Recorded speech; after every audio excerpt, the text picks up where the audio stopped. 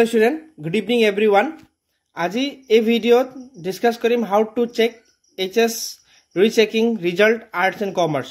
তোমালোকে প্ৰথম আসাম হাই secondary education কাউন্সিলৰ official ওয়েবসাইটত লগইন কৰি লবা। তাৰপাছত তোমালোকে এনেকা যদি লগইন কৰা এনেকা ঠিক এক্স্যাক্টলি এই পেজ তোমালোকৰ ওচৰত ওপেন হৈ আহিব। তাৰপাছত তোমালোকক মই আগৰ ভিডিওটো দিছো, ইয়াতে ৰিজাল্ট এটা অপচন আছে, ইয়াত তোমালোকে চাব পাৰিবা এডমিশন পোৰ্টেল দৰ্পণ ইবলা সকলো অপচন ইয়াত আছে। কিন্তু ইয়াত এই পেজৰ ওপৰত তোমালোকে চাবা ই সাৰ্ভিস ৰেজিষ্ট্ৰেচন ৰিজাল্ট আৰু ASOS। তো তোমালোকে ৰিজাল্টত ক্লিক কৰি দিবা। যেতিয়া ৰিজাল্টত তোমালোকে ক্লিক কৰি দিবা, একবাৰ টাচ কৰি দিবা একবাৰ, তেতিয়া তোমালোকৰ আৰু এটা নতুন ইন্টাৰফেস খুল খাব, আসাম হাই সেকেন্ডাৰী এডুকেশন কাউন্সিল ৰিজাল্ট। তেতিয়া তোমালোকে নিচত যাবা, ইয়াত চাই লোৱা তোমালোকে rechecking result of vocational stream new course 2024। তাৰপাছত আকৌ rechecking result of arts and commerce stream 2024।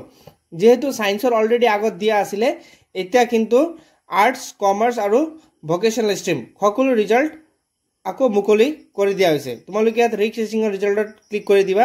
ইয়াতে ক্লিক কৰাৰ লগে লগে ইয়াত দেখা পাবা যে তোমালোকে আৰু এটা নতুন ষ্ট্ৰীম পেজখন খুলি আহিব। তেতিয়া তোমালোকে ইয়াতে এন্টাৰ কৰিব পাৰিবা। কেনেদৰে তোমালোকে ৰিজাল্টটো চেক কৰিব পাৰিবা। Thank you for watching the video and please subscribe the channel for more update.